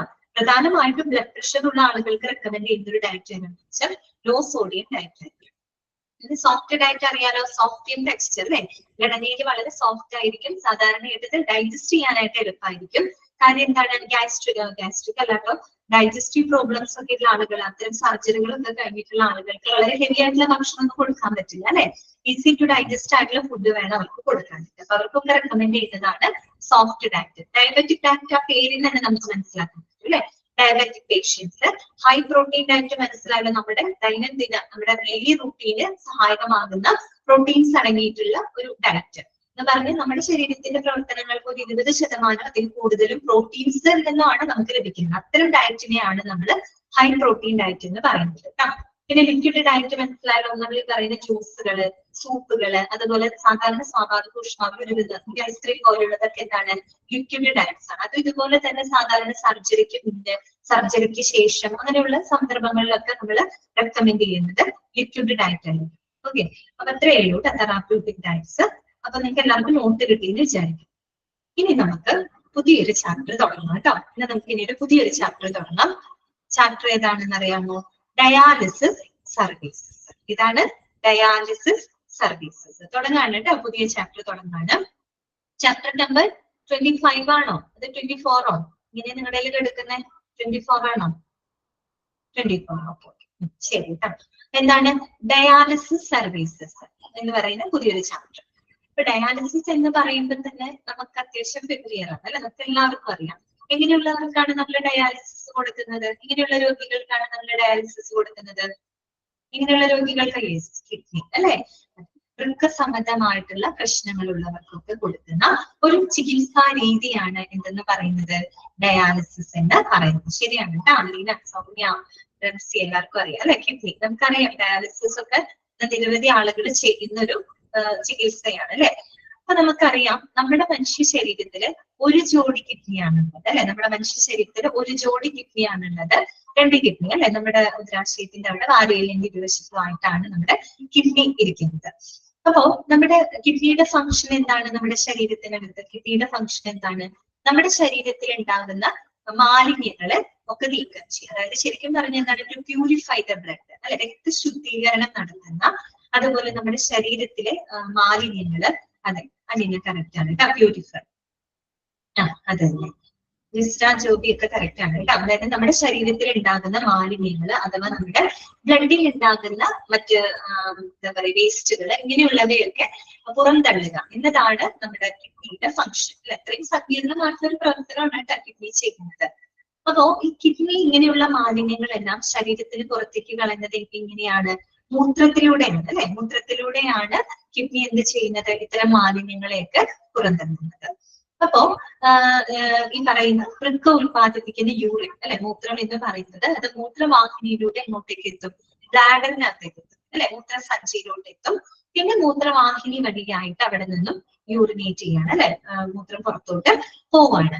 അപ്പൊ നമ്മള് വൃക്കയുടെ ധർമ്മങ്ങളെ നമ്മൾ കൃത്യമായിട്ട് മനസ്സിലാക്കിയിട്ടുണ്ട്. എന്തൊക്കെയാണ് വൃക്കയുടെ ധർമ്മം? നിങ്ങൾക്ക് അറിയാം അല്ലെ, എന്തൊക്കെയാണെന്ന്? രക്തശുദ്ധീകരണം അല്ലെ, പ്യൂരിഫിക്കേഷൻ ഓഫ് ബ്ലഡ്, രക്തശുദ്ധീകരണം. പിന്നെന്താണ്? ധാതു ലവണങ്ങള്, അതുപോലെ തന്നെ ജലം എന്നിവയെല്ലാം തന്നെ നിയന്ത്രിക്കുക അല്ലെ. നമ്മുടെ ശരീരത്തിനകത്തുള്ള ധാതു ലവണങ്ങൾ, സോഡിയം, പൊട്ടാസ്യം, അങ്ങനെയൊക്കെയുള്ള ധാരാളം ധാതു ലവണങ്ങളുണ്ട് അല്ലെ നമ്മുടെ ശരീരത്തിനകത്ത്. അപ്പൊ അവയെല്ലാം, അതുപോലെ ജലം എന്നിവ നിയന്ത്രിക്കുക. പിന്നെന്താണ്? വേറൊരു കാര്യം കൂടിയുണ്ട്, രക്തസമ്മർദ്ദം നിയന്ത്രിക്കുക കേട്ടോ. രക്തസമ്മർദ്ദം, ബ്ലഡ് പ്രഷർ നിയന്ത്രിക്കുക. അങ്ങനെ ഒരു കാര്യം കൂടെ ആര് ചെയ്യുന്നുണ്ട്? നമ്മുടെ കിഡ്നി ചെയ്യുന്നുണ്ട്. നമ്മുടെ ഡിപ്പാർട്ട്മെന്റ്സ് പഠിച്ച സമയത്ത് നെഫ്രോളജി പറഞ്ഞപ്പോ നമ്മൾ പറഞ്ഞില്ലേ, റീനൽ ഫെയിലിയർ ഒക്കെ, റീനൽ റിപ്ലേസ്മെന്റ് തെറാപ്പി എന്നൊക്കെ പറഞ്ഞിരുന്നു. ആ ടൈമിൽ ഞാൻ പറഞ്ഞു ഈ പറയുന്ന വൃക്കരോഗം വന്നു കഴിഞ്ഞാൽ അവരുടെ ബ്ലഡ് പ്രഷർ എന്ത് ചെയ്യും? ഹൈപ്പർ അല്ലെ, നമ്മൾ പറഞ്ഞല്ലോ ഹൈപ്പർ ടെൻഷൻ എന്ന് നമ്മൾ പറഞ്ഞില്ലേ, ബ്ലഡ് പ്രഷർ ഒക്കെ കൂടും അല്ലെ. അപ്പൊ ഈ പറയുന്ന ബ്ലഡ് പ്രഷറിനെ കൺട്രോൾ ചെയ്യുക, ഇങ്ങനെയുള്ള ധർമ്മങ്ങളൊക്കെയാണ് ആര് ചെയ്യുന്നത്? നമ്മുടെ ശരീരത്തിനകത്ത് വൃക്ക ചെയ്യുന്നത് അല്ലെ. അപ്പോ പക്ഷെ എന്താണ്, നമ്മൾ പല ശാരീരിക അവസ്ഥകൾ കൊണ്ട് അല്ലെങ്കിൽ മറ്റു പല രോഗാവസ്ഥകളൊക്കെ കൊണ്ട് നമ്മുടെ കിഡ്നി ചിലപ്പോൾ ഭാഗികമായിട്ടോ പൂർണ്ണമായിട്ടോ എന്താവാം? പ്രവർത്തനരഹിതമായിട്ടാം അല്ലെ. അപ്പൊ ഇങ്ങനെ പ്രവർത്തനരഹിതമാവുന്ന കിഡ്നിക്ക് നമ്മുടെ ശരീരത്തിലുള്ള മാലിന്യങ്ങള് അല്ലെങ്കിൽ ബ്ലഡിലുള്ള അധിക ദ്രവങ്ങള് ഇതൊന്നും നമുക്ക് പുറന്തള്ളാനായിട്ട് സാധിക്കാത്തത്. അപ്പോൾ ഇത്തരം സന്ദർഭങ്ങളിൽ നമ്മൾ വൃക്കയുടെ ധർമ്മം നിർവഹിക്കുന്നതിന് വേണ്ടിയിട്ട് നമ്മുടെ ചികിത്സാ രംഗത്ത് ഉപയോഗിക്കുന്ന ഒരു രീതിയാണ് അല്ലെ, ഒരു ആധുനിക രീതിയാണ് എന്തെന്ന് പറയുന്നത്? ഡയാലിസിസ് എന്ന് പറയുന്നത്. നിങ്ങൾക്കറിയാം അല്ലെ. എന്ന് പറഞ്ഞാല് നമ്മുടെ മനുഷ്യ ശരീരത്തില് വൃക്ക ചെയ്യുന്ന സ്വാഭാവിക പ്രവർത്തനങ്ങൾ ഉണ്ടല്ലോ, അവയൊക്കെ നമ്മൾ ഒരു യന്ത്രങ്ങളുടെയും ഉപകരണങ്ങളുടെ ഒക്കെ സഹായത്തോട് കൂടിയിട്ട് എന്താ വളരെ സുരക്ഷിതമായ രീതിയിൽ അല്ലെങ്കിൽ ഒരു അണുവിമുക്തമായിട്ടുള്ള മുറിയിൽ അതീവ ശ്രദ്ധയോടുകൂടി നമ്മൾ ചെയ്യുന്ന ഒരു പ്രക്രിയ, ഒരു പ്രോസസ്, ദാറ്റ് ഈസ് കോൾഡ് എന്ത്? ഡയാലിസിസ് എന്ന് നമ്മൾ പറയുന്നത്. ഓക്കെ, നമുക്കറിയാം അല്ലെ. അപ്പൊ നമുക്ക് ജസ്റ്റ് ഇൻട്രൊഡക്ഷനിലോട്ട് പോവാം. ഇവിടെ കുറെ വാരി വലിച്ചൊക്കെ കൊടുത്തിട്ടുണ്ട്, പക്ഷെ നമുക്ക് പോയിന്റ്സ് മാത്രം പഠിച്ചു പോയാൽ മതി കേട്ടോ. ഇൻട്രൊഡക്ഷൻ വായിക്കാണ്. എന്താണ്? The kidneys are the organs that purify the blood by removing the waste and excess fluid from your body. നമ്മളിപ്പോ പറഞ്ഞ കാര്യമാണ് അല്ലെ. അതായത് നമ്മുടെ കിഡ്നിയുടെ ഫംഗ്ഷൻ എന്താണ്? നമ്മുടെ ശരീരത്തിനകത്തുള്ള ബ്ലഡിനകത്തുള്ള എക്സസ് ആയിട്ടുള്ള അധിക ദ്രവങ്ങള്, മറ്റ് എന്താ പറയാ ധാതുലവണങ്ങള്, അതുപോലെ വേസ്റ്റുകൾ, ഇവയെല്ലാം തന്നെ പുറന്തള്ളുക എന്നുള്ളതാണ് നമ്മുടെ കിഡ്നിയുടെ ഫംഗ്ഷൻ എന്ന് പറയുന്നത് അല്ലെ. This waste is sent into the bladder for elimination when you നേരത്തെ പറഞ്ഞില്ലേ എങ്ങനെയാണ് ഇത് കളയുന്നത്? ബ്ലഡ് മൂത്രത്തിലൂടെ അല്ലെ. മൂത്രം ഈ പറയുന്ന പോലെ ബ്ലാഡറിൽ കളക്ട് ചെയ്യും, അവിടെ നിന്ന് മൂത്രനാളി വഴിയായിട്ട് പുറത്തോട്ട് പോകും. ഈ പറയുന്ന യൂറിനിലൂടെയാണ് ഈ പറയുന്ന വേസ്റ്റ് എല്ലാം തന്നെ വൃക്ക പുറന്തള്ളുന്നത്. ഇനി എന്താണ് ഡയാലിസിസ്? വാട്ട് ഈസ് ഡയാലിസിസ് എന്ന് ചോദിച്ചു കഴിഞ്ഞാൽ അതിന് കൃത്യമായിട്ടൊരു സിമ്പിൾ സെന്റൻസ് നിങ്ങളുടെ നോട്ടിൽ തന്നെ കൊടുത്തിട്ടുണ്ട്. അത് പഠിച്ചു വെച്ചാൽ മതി കേട്ടോ. എന്താണ് ഡയാലിസിസ് എന്ന് പറഞ്ഞാൽ ആ ഒരു സെന്റൻസ് നോക്കിക്കേ. Dialysis is a kind of treatment that removes the extra fluid and waste products from blood when the kidneys are not able to. Simple sentence ആക്കി കൊടുത്തിട്ടുണ്ട്. എന്താണ് ഡയാലിസിസ് എന്ന് ചോദിച്ചാൽ നിങ്ങൾ ഇത് പറഞ്ഞാൽ മതി. എന്താണ്? Dialysis is a kind of treatment that removes the extra fluid and waste products from blood when the kidneys are not able to. അല്ലെ, അതായത് വൃക്കകള് തകരാറിലായി കഴിഞ്ഞാൽ ബ്ലഡിലുള്ള മാലിന്യങ്ങളും അധിക ദ്രവങ്ങളും പുറന്തള്ളുന്നതിന് വേണ്ടിയിട്ട് ഉപയോഗിക്കുന്ന ഒരു ചികിത്സാ രീതി അല്ലെ, ഒരു ട്രീറ്റ്മെന്റ് ആണ് എന്തെന്ന് പറയുന്നത്? ഡയാലിസിസ് എന്ന് പറയുന്നത്. മനസ്സിലായതാണ് ഫസ്റ്റ് നമ്മൾ പഠിക്കുന്ന പോയിന്റ് കേട്ടോ. എന്താണ് ഡയാലിസിസ് എന്നുള്ള പോയിന്റ് നമ്മൾ പഠിച്ചു. ഇനി അടുത്തതും ഒരു ഇമ്പോർട്ടന്റ് പോയിന്റ് ആണ്, പഠിച്ചു കഴിഞ്ഞു കേട്ടോ. എന്താണ്?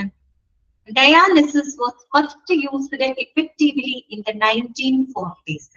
എന്നാണ് ആദ്യമായിട്ട് ഡയാലിസിസ് ഫലപ്രദമായിട്ട് ഉപയോഗിക്കുന്നത്? എന്നാണ്? 1940s കേട്ടോ. വർഷം നോട്ടയുടെ 1940കളിലാണ് ആദ്യമായിട്ട് വെരി ഫസ്റ്റ് ഡയാലിസിസ് എന്നത് ഒരു ഫലപ്രദമായിട്ട് ഉപയോഗപ്പെടുത്തുന്നത് 1940ലാണ്, 1940s കേട്ടോ. പിന്നെന്താണ്? And became A standard treatment four kidney failure starting in the 1970s. പിന്നീട് 1970 കാലഘട്ടങ്ങളൊക്കെ ആയിക്കഴിഞ്ഞപ്പോൾ ഈ പറയുന്ന വൃക്ക തകരാറിനുള്ള ഒരു കോമൺ ട്രീറ്റ്മെന്റ്, ഒരു സാധാരണ ചികിത്സയായിട്ട് എന്ത് മാറി? ഡയാലിസിസ് മാറി. മനസ്സിലായല്ലോ? 1940കളിലാണ് ആദ്യമായിട്ട് ഈ പറയുന്ന ഡയാലിസിസ് ഇഫക്റ്റീവായിട്ട് ഉപയോഗിച്ചത്. പിന്നീട് 1970 ആയപ്പോ 1970 ആയി കഴിഞ്ഞപ്പോ ഈ പറയുന്ന വൃക്കരോഗികൾക്കുള്ള ഒരു കോമൺ ട്രീറ്റ്മെന്റ് എന്നുള്ള രീതിയിലേക്ക് ഡയാലിസിസ് മാറി കേട്ടോ. പിന്നെ അടുത്തത് എന്താണ്? Following this millions of patients have been benefited by this treatment. നമുക്കറിയാലോ, അന്ന് തൊട്ട് ഇന്നും ഇപ്പോഴും എന്താണ്, ദശലക്ഷക്കണക്കിന് രോഗികള് ഈ പറയുന്ന ഡയാലിസിസ് പ്രയോജനപ്പെടുത്തുന്ന ആളുകളാണ് അല്ലെ. കാര്യം ഇപ്പൊ നമുക്കറിയാം ഒരുപാട് പറയുന്ന ഷുഗർ അല്ലെ, പ്രമേഹം, അമിതമായിട്ടുള്ള പ്രമേഹം, അമിതമായിട്ടുള്ള രക്തസമ്മർദ്ദം, ഇതൊക്കെ കാരണം കൊണ്ട് കിഡ്നി എന്താവാണ്? ഡാമേജ് ആണ് അല്ലെ. അതായത് പറയുന്ന ഒരുപാട് വൃക്കരോഗികളുടെ എണ്ണം ദിനം പ്രതി ഇടയിൽ കൂടിക്കൊണ്ടിരിക്കുകയാണ്. അപ്പൊ അവർക്കൊക്കെ ആയിട്ട് ഒരു ഇതാണ് എന്തെന്ന് പറയുന്നത്? ഡയാലിസിസ് എന്ന് പറയുന്നത് കേട്ടോ. അപ്പൊ അവിടുത്തെ 2 പോയിന്റ്സ് ആണ് കേട്ടോ നമ്മൾ അവിടെ പഠിച്ചത്. എന്തൊക്കെയാണ്? ഡയാലിസിസ് എന്താണെന്ന് നമ്മൾ പഠിച്ചു. ഡയാലിസിസ് നമ്മൾ ഫസ്റ്റ് യൂസ് ചെയ്യുന്നത് ആദ്യമായിട്ട് ഉപയോഗപ്പെടുത്തുന്നത് 1940s. 2 പോയിന്റ്സ് ആണ് നമുക്ക് അവിടെ നിന്ന് കിട്ടിയത് കേട്ടോ. ഇനി സെക്കൻഡ് പാരഗ്രാഫ് നമുക്ക് നോക്കാം. Dialysis can be done in A hospital, A dialysis centre or at home. അതായത് ഈ പറയുന്ന ഡയാലിസിസ് എന്ന് പറയുന്ന ചികിത്സ നമുക്കൊരു ഹോസ്പിറ്റലിലോ അല്ലെങ്കിൽ ഈ പറയുന്ന ഡയാലിസിസ് സെന്ററിലോ അല്ലെങ്കിൽ ഒരു വീട്ടിലോ ചെയ്യാവുന്നതാണ്. അപ്പൊ നിങ്ങൾ വിചാരിക്കും വീട്ടിൽ ഡയാലിസിസ് ചെയ്യും. വീട്ടിലെന്ന് പറയുമ്പോൾ പ്രത്യേകിച്ച് എന്താണ്, പുറം രാജ്യങ്ങളിലൊക്കെ ഈ പറയുന്ന ഡയാലിസിസ് ഒക്കെ വീടുകളിൽ ചെയ്യുന്നുണ്ട്. പക്ഷെ നമ്മുടെ നാട്ടിലോ നമ്മുടെ രാജ്യത്തൊന്നും അത് അത്ര പ്രാവർത്തികം. അപ്പൊ അത് ഇനി നമ്മൾ ഈ ഒരു ചാപ്റ്ററിനകത്ത് പലതരം ഡയാലിസിസ് ഒക്കെ നമ്മൾ പഠിക്കും. ഹീമോ ഡയാലിസിസ്, പെരിറ്റോണിയൽ ഡയാലിസിസ് എന്നൊക്കെ പറയുന്ന ടൈപ്പ് ഓഫ് ഡയാലിസിസ് ഒക്കെ പഠിക്കും. അപ്പൊ അതിനൊക്കെ വരുന്നുണ്ട് കേട്ടോ, ഓരോ കാര്യങ്ങൾ ഡീറ്റെയിൽഡ് ആയിട്ട് വരുന്നുണ്ട്. അപ്പൊ നമുക്ക് കൂടുതൽ അവിടെ പറയാം. ഇവിടെ എന്താണ് അടുത്ത പോയിന്റ്, അടുത്ത sentence, the doctor will determine which type of dialysis and the best place based on the medical condition. അതായത് ഏത് തരത്തിലുള്ള ഡയാലിസിസ് വേണം. ഞാൻ പറഞ്ഞല്ലോ, വിവിധ തരത്തിലുള്ള ഡയാലിസിസ് നമുക്ക് ഈ ചാപ്റ്ററിൽ പഠിക്കാനുണ്ട്. അതിനകത്ത് ഏത് തരത്തിലുള്ള ഡയാലിസിസ് ഉപയോഗപ്പെടുത്തണം, അത് ഏത് സ്ഥലത്ത് ചെയ്യണം, ബെസ്റ്റ് പ്ലേസ്. നമ്മൾ പറഞ്ഞില്ലേ, അല്ലെങ്കിൽ ഹോസ്പിറ്റലിൽ ചെയ്യാം, അല്ലെങ്കിൽ വീട്ടിൽ ചെയ്യാം, അല്ലെങ്കിൽ ഏതെങ്കിലും ഡയാലിസിസ് സെന്ററിലോ ചെയ്യാം.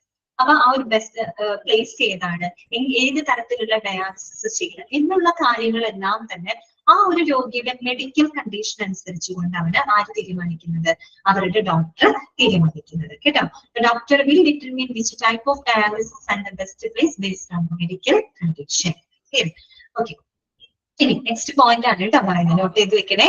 The length of dialysis treatment relay body size, the amount of waste in the body and the present state of health. അതായത് ഈ പറയുന്ന ഡയാലിസിസിന്റെ ദൈർഘ്യം എന്ന് പറയുന്നത് എന്തെല്ലാം ഫാക്ടേഴ്സിനെ അല്ലെങ്കിൽ എന്തെല്ലാം ഘടകങ്ങളെ ആശ്രയിച്ചിട്ടാണ് ഇരിക്കുന്നത്? ഇതൊക്കെയാണ് 3 ഘടകങ്ങൾ. ഒന്ന് പറയുന്നത് ബോഡി സൈസ് ആണ് അല്ലെ, അതായത് ശരീരത്തിന്റെ വലുപ്പം. രണ്ടാമത്തത് amount of the waste in the body, അതായത് ശരീരത്തിലുള്ള മാലിന്യത്തിന്റെ അളവ്, അത് എത്രത്തോളം ഉണ്ട്. പിന്നെന്താണ് പ്രസന്റ് സ്റ്റേറ്റ് ഓഫ് ഹെൽത്ത്, അതായത് ആ ഒരു രോഗിയുടെ നിലവിലെ രോഗാവസ്ഥ അല്ലെങ്കിൽ ഹെൽത്ത് കണ്ടീഷൻ എങ്ങനെയാണ്, നിലവിലെ ഹെൽത്ത് പ്രോബ്ലംസ് ഏത് ലെവലിലാണ് നിൽക്കുന്നത്, അല്ലെങ്കിൽ അവരുടെ ഓവറോൾ ഹെൽത്ത് എത്രത്തോളം ഉണ്ട്, അങ്ങനെയുള്ള കാര്യങ്ങളൊക്കെ ആശ്രയിച്ചുകൊണ്ടാണ് ഒരു ഡയാലിസിസിന്റെ ദൈർഘ്യം നിശ്ചയിച്ചിരിക്കുന്നത്. അതായത് എത്ര നാള് ഡയാലിസിസ് കണ്ടിന്യൂ ചെയ്യണം, എത്ര തവണ ഡയാലിസിസ് ചെയ്യേണ്ടി വരും എന്നുള്ള കാര്യങ്ങളെല്ലാം തന്നെ ഈ പറയുന്ന 3 ഘടകങ്ങൾ ആശ്രയിച്ചിട്ടാണ് ഇരിക്കുന്നത്. ഏതൊക്കെയാണ് ആ 3 ഫാക്ടേഴ്സ്? ഒന്ന് ബോഡി സൈസ് കേട്ടോ, അതായത് ശരീരത്തിന്റെ വലുപ്പം. പിന്നെ amount of the waste, that waste in the body, അതായത് ആ ഒരു ഹ്യൂമൻ ബോഡിക്ക് അകത്തുള്ള മാലിന്യത്തിന്റെ അളവ്. ലാസ്റ്റ് എന്താ നമ്മൾ പറഞ്ഞത്? Present state of the health, അല്ല ആ ഒരു രോഗിയുടെ നിലവിലെ ഹെൽത്ത് സ്റ്റേറ്റ്. അങ്ങനെ 3 കാര്യങ്ങളെ അടിസ്ഥാനപ്പെടുത്തിക്കൊണ്ടാണ് ഈ ലെങ്ത് ഓഫ് ഡയാലിസിസിന്റെ ദൈർഘ്യം നിശ്ചയിക്കപ്പെട്ടിട്ടുള്ളത്. ക്ലിയർ ആണല്ലോ? അത്രയേ ഉള്ളൂ ഇൻട്രൊഡക്ഷൻ. നമ്മൾ ഡയാലിസിസ് എന്താണെന്ന് മനസ്സിലാക്കി 1940 ആദ്യമായിട്ട് നമ്മൾ ഡയാലിസിസ് പ്രയോജനപ്പെടുത്തുന്നത്. പിന്നെ ഒരു 70 ആയി കഴിഞ്ഞപ്പോൾ ഒരു കോമൺ ട്രീറ്റ്മെന്റ് ആയിട്ട് അത് മാറി, വൃക്കരോഗികളുടെ കോമൺ ട്രീറ്റ്മെന്റ് ആയിട്ട് മാറി. പിന്നെ നമ്മൾ പഠിച്ച പോയിന്റ് ഇതാണ്, ഒരു ഡയാലിസിസിന്റെ ദൈർഘ്യം എന്ന് പറയുന്നത് ബോഡി സൈസ്, പിന്നെ ഈ പറയുന്ന amount of waste in the body, then present state of health, ഈ പറയുന്ന 3 ഫാക്ടേഴ്സിനെ ഡിപ്പെൻഡ് ചെയ്തുകൊണ്ടാണ് നിൽക്കുന്നത്. ഇത്രയും കാര്യങ്ങളാണ് നമ്മളോട് പറഞ്ഞത് കേട്ടോ. ഓക്കെ, ഇനി അടുത്തത് എന്താണ്? യൂസസ് ആണ്. എന്താണ് യൂസസ് എന്ന് വെച്ചാൽ ഉപയോഗങ്ങള്. ഡയാലിസിസിന്റെ ഉപയോഗം എന്ന് പറഞ്ഞാൽ ഏതൊക്കെ സന്ദർഭങ്ങളിലാണ് നമ്മൾ ഡയാലിസിസ് പ്രയോജനപ്പെടുത്തുന്നത്, ഏതൊക്കെ സന്ദർഭങ്ങളിലാണ് നമ്മൾ ഡയാലിസിസ് ഉപയോഗിക്കുന്നത്, അതാണ് ഇനി നമ്മൾ കാണാനായിട്ട് പോകുന്നത് കേട്ടോ. അപ്പൊ നോക്കാം, dialysis is beneficial four 2 different situations. അതായത് 2 വ്യത്യസ്ത സാഹചര്യങ്ങളിലാണ് സാധാരണയായിട്ട് ഡയാലിസിസ് പ്രയോജനപ്പെടുത്തുന്നത്. മനസ്സിലായല്ലോ? ഇതൊക്കെയാണ് 2 വ്യത്യസ്ത സാഹചര്യങ്ങള്. പഠിക്കണോ കേട്ടോ, അത് നോട്ട് ചെയ്ത് വെക്കണേ. ഒന്നാമത്തെ സാഹചര്യമാണ് പറയുന്നത്, dialysis may be used for the patients who have recently lost kidney functions. Underline ചെയ്യാട്ടോ, മനസ്സിലാക്കി വെക്കാം. Recently lost the kidney functions, അതായത് അടുത്തിടെ വൃക്കകൾ തകരാറിലായിട്ടുള്ള പേഷ്യൻസ്. അടുത്തിടെ വൃക്കകൾ തകരാറിലായിട്ടുള്ള പേഷ്യൻസ് എന്ന് പറഞ്ഞാൽ എന്താ ഉദ്ദേശിക്കുന്നത്? അതായത് പെട്ടെന്ന് ഒരു ദിവസം അല്ലെ, പെട്ടെന്നായിട്ട്, അതായത് അബ്രപ്റ്റ്ലി, അല്ലെങ്കിൽ എന്താ പറയുമ്പോ ഓൾ ഓഫ് എ സഡൻ, പെട്ടെന്ന് ഒരു ദിവസം എന്താണ് ഈ പറയുന്ന വൃക്കകളുടെ ഫങ്ഷൻസ് ഇംപെയർഡ് ആണ്. മനസ്സിലായോ? അങ്ങനെ ഒരു അവസ്ഥ വന്നു കഴിഞ്ഞാൽ എന്ത് ചെയ്യണം? ഡയാലിസിസ് ഉപയോഗിക്കാം. അപ്പൊ ഞാൻ പറഞ്ഞു, ഒരു recently lost the kidney functions ആണ് അല്ലെ, പെട്ടെന്ന് ഉണ്ടാവുന്ന ഒരു വൃക്ക തകരാറുകൾ, അങ്ങനെയുള്ള രോഗികൾക്ക് ഡയാലിസിസ് പ്രയോജനപ്പെടുത്തുന്നുണ്ട്. അത്തരത്തിലുള്ള റീസെന്റ്ലി ലോസ്റ്റ് കിഡ്നി ഫെയിലിയറിന് നമ്മളൊരു പേരിട്ട് വിളിക്കും. എന്താണെന്ന് അറിയാമോ? അതാണ് അക്യൂട്ട് റീനൽ ഫെയിലിയർ. എന്താണ്? അക്യൂട്ട് റീനൽ ഫെയിലിയർ അഥവാ ARF എന്നാണ് പറയാം. അതായത് ഷോർട്ടാക്കി പറയാം ARF കേട്ടോ. Acute, A for acute, R for renal and F for failure. Acute renal failure അഥവാ ARF എന്നാണ് പറയുന്നത് കേട്ടോ. ഇനി നമ്മൾ ഈ ചാപ്റ്ററിൽ പറയുന്നപ്പോ പോകുമ്പോ ARF അങ്ങനെയൊക്കെ പറയുമ്പോ നിങ്ങൾ എന്തൊന്നും ഈ ARF എന്നൊന്നും നേരെ ചോദിക്കരുത് കേട്ടോ, ഡൗട്ട് തോന്നരുത്. ARF എന്ന് പറഞ്ഞാല് അക്യൂട്ട് റീനൽ ഫെയിലിയർ ആണ് കേട്ടോ. അതെന്ന് വെച്ചാൽ recently lost the kidney failure ആണ്. അത് ഒരു പരിധി വരെ, അത് ശരിക്കും പറഞ്ഞാല് ആ ഒരു ഡയാലിസിസ് അല്ലെങ്കിൽ അത് റിവേഴ്സിബിൾ ആണെന്ന് നമുക്ക്. എന്തുകൊണ്ട് റിവേഴ്സിബിൾ ആണെന്ന് പറയാൻ കാര്യം എന്തെങ്കിലും ഒരു കാരണം ഉണ്ടാവും അല്ലെ. പെട്ടെന്ന് ഈ പറയുന്ന ഒരു പ്രത്യേകിച്ച് സൈൻസോ സിംറ്റംസോ ഇല്ലാണ്ട് പെട്ടെന്ന് ഞാൻ പറഞ്ഞല്ലോ അബ്രപ്റ്റ്ലി പെട്ടെന്ന് ഈ പറയുന്ന വൃക്ക തകരാറിലാവാണ്. അതിന് എന്തെങ്കിലും ഒരു മെഡിക്കൽ കണ്ടീഷൻ ഉണ്ടാവും, എന്തെങ്കിലും ഒരു കാരണം ഉണ്ടാവും. അപ്പൊ ആ കാരണം എന്താണെന്നുള്ളത്, ആ ഒരു റീസൺ എന്താണെന്നുള്ളത് കൃത്യമായിട്ട് ഡയഗ്നൈസ് ചെയ്തിട്ട് അതിന് നമ്മൾ ട്രീറ്റ്മെന്റ് കൊടുക്കുകയാണെങ്കിൽ നമുക്ക് ഒരു പക്ഷേ ഈ പറയുന്ന കിഡ്നിയുടെ ഫംഗ്ഷൻ കുറെ കൂടെ ബെറ്റർ ആക്കി മാറ്റാനായിട്ട് സാധിക്കും. അതുകൊണ്ടാണ് ഞാൻ പറഞ്ഞത് അത് പരിധി വരെ റിവേഴ്സിബിൾ ആണെന്ന് പറഞ്ഞത്. നമുക്ക് തിരിച്ചു കൊണ്ടുവരാൻ പറ്റും. ഡയാലിസിസിലൂടെ നമുക്ക് വേണമെങ്കിൽ അത് ബെറ്റർ ഫംഗ്ഷനിലേക്ക് നമുക്ക് എത്തിക്കാനായിട്ട് പറ്റും. ഓക്കെ, അതാണ് അക്യൂട്ട് റീനൽ ഫെയിലിയർ. ARF എന്നാണ് പറയുള്ളൂ കേട്ടോ.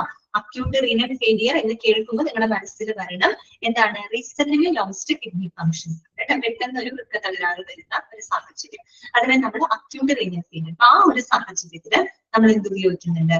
ഡയാലിസിസ് പ്രയോജനപ്പെടുത്തുന്നുണ്ട്.